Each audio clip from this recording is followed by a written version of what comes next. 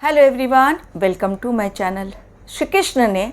कौरवों को ऑफर दे दिया कि या तो मुझे मांग लो या तो मेरी सेना। चॉइस तुम्हें तुम्हारे हाथों में है, तुम जो चाहे ले लो। उसके बाद पांडव जो बचा रहेगा वो पांडव ले लेंगे। कौरवों और पांडवों की लड़ाई, महाभारत का युद्ध, वो युद्ध इतिहास के पन्नों पर अमर हो गया। और हमेशा ही जब जब महाभारत का युद्ध हम लोग टीवी सीरियल के माध्यम से देखते हैं, महाभारत के युद्ध के बारे में पढ़ते हैं, तब तब कौरव, पांडव और साथ में श्री कृष्ण का नाम लेना कभी नहीं भूलते। महाभारत के युद्ध के साथ ही कौरव और पांडव कुछ इस तरह से अमर हो गए हमेशा हमेशा के लिए कि लोगों ने समझा कि वास्तव में बुराई के रास्ते पर चलने वाले कौरवों की हालत क्या हुई और क्यों हुई, और पांडवों की जीत आखिर में क्यों हुई। सामने श्री कृष्ण खड़े थे, सामने श्री कृष्ण नारायण के अवतार खड़े थे, लेकिन दुर्योधन की मति ऐसी घुमाई श्री कृष्ण ने अपनी कूटनीति के कारण कि ऑफर दिए जाने के बावजूद भी चॉइस दुर्योधन के पास थी कि वो नारायण रूपी श्री कृष्ण भगवान को ले लें या उनकी सेना। और दुर्योधन की मति किस प्रकार भ्रष्ट हुई कि उन्होंने नारायणी सेना को ज़्यादा इम्पोर्टेंस दे दिया, श्री कृष्ण को नहीं। और श्री कृष्ण को ले लिया पांडवों ने, क्योंकि पांडव जानते थे कि वास्तव में श्री कृष्ण की ताकत कितनी है और वो क्या कर सकते हैं। आज के युग में जो लोग कौरवों की तरह आज के युग में अपना जीवन व्यतीत कर रहे हैं, कभी भी कल्कि देव के पावर को वो नहीं समझ पाएंगे। और जो लोग पांडवों की तरह अपना जीवन व्यतीत कर रहे हैं कलयुग में रहकर भी, कलयुग का युग वो अंधकार का युग जिसमें रहकर भी वो सारी नेगेटिव एनर्जी के बीच रहते हुए भी अपनी पॉजिटिविटी को नहीं छोड़ते, वो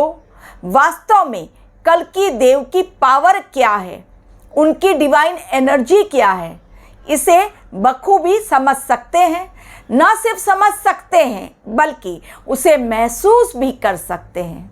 क्योंकि एक खुशबू को जब हम महसूस करते हैं तब हमें पता चलती है कि वो खुशबू कहाँ से आ रही है, किस प्रकार से आ रही है। लेकिन जब तक हमारा ध्यान उस खुशबू की ओर नहीं जाता तब तक हम नहीं समझ पाते वास्तव में उस खुशबू का महत्व क्या है।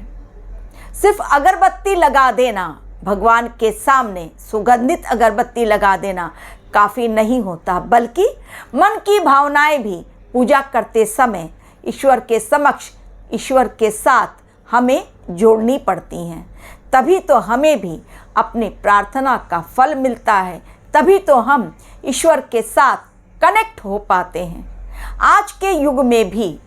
जिन्होंने कौरवों का रास्ता पकड़ा, जिन्होंने अनीति, अधर्म, अन्याय, पाप, अत्याचार का रास्ता पकड़ा है, कभी भी वो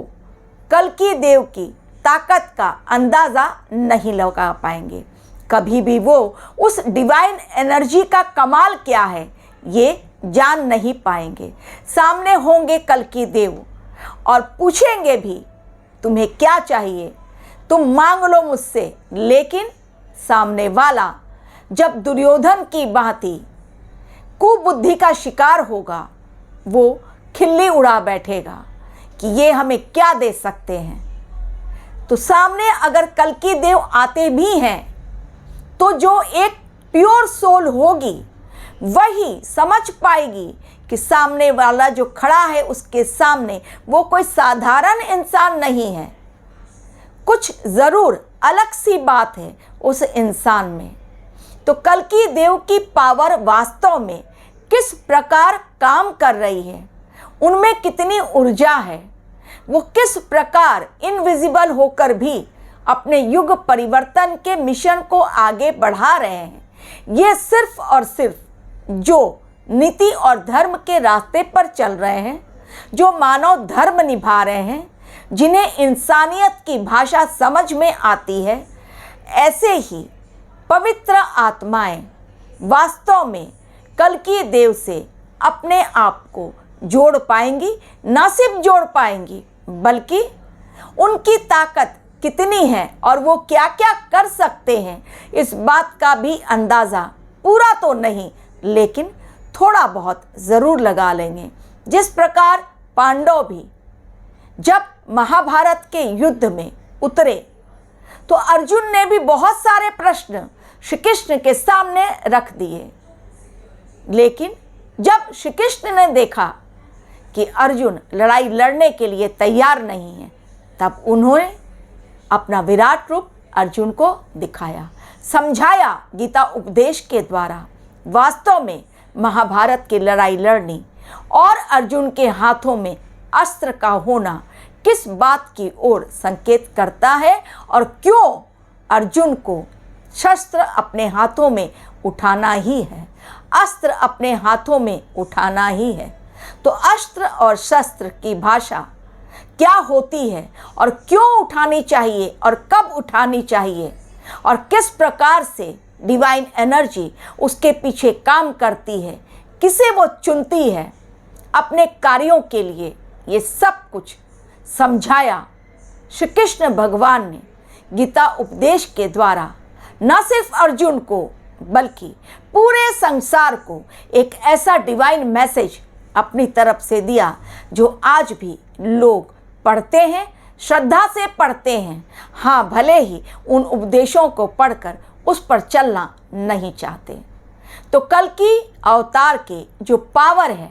इनविजिबल भले वो हैं, लेकिन उनकी ऑसम पावर, उनकी पॉजिटिविटी और जिस पॉजिटिव ट्रांसफॉर्मेशन के लिए, पॉजिटिव चेंजेस के लिए कल्कि देव धरती पर अवतरित हुए हैं, उस डिवाइन एम को न सिर्फ प्योर सोल्स समझेंगी बल्कि कुछ उनकी तरह भी उनके गुणों को भी अपने निजी जीवन में अपनाते हुए अपने जीवन में उसी तरह की बातों को अपने जीवन में अपनाते हुए वो आगे की ओर बढ़ेंगी। यानी नीति की बातें, इंसानियत की बातें, मानव धर्म क्या होता है, सद्भाव क्या होता है, अहिंसा क्या होती है, खुद के सम्मान की रक्षा करते हुए दूसरों का भी सम्मान क्या होता है, कभी किसी को बुरा नहीं कहना, ऐसी बहुत सी बातें हैं जो वो खुद अपने जीवन में लागू करेंगे। तो कल्कि देव की जो कृपा है, जो उनकी शक्तियाँ हैं, जो उनकी कलाएं हैं और जो वो कर सकते हैं, इस बात का अंदाज़ा सिर्फ और सिर्फ वही लोग समझ पाएंगे, लगा पाएंगे जो लोग पांडवों की तरह सही राह पकड़ेंगे। अन्यथा जो आज भी कौरवों की राह पकड़े हैं, कभी भी वो नहीं समझ पाएंगे कि वास्तव में कल्कि देव हैं कितने कमाल के। Thank you very much for watching my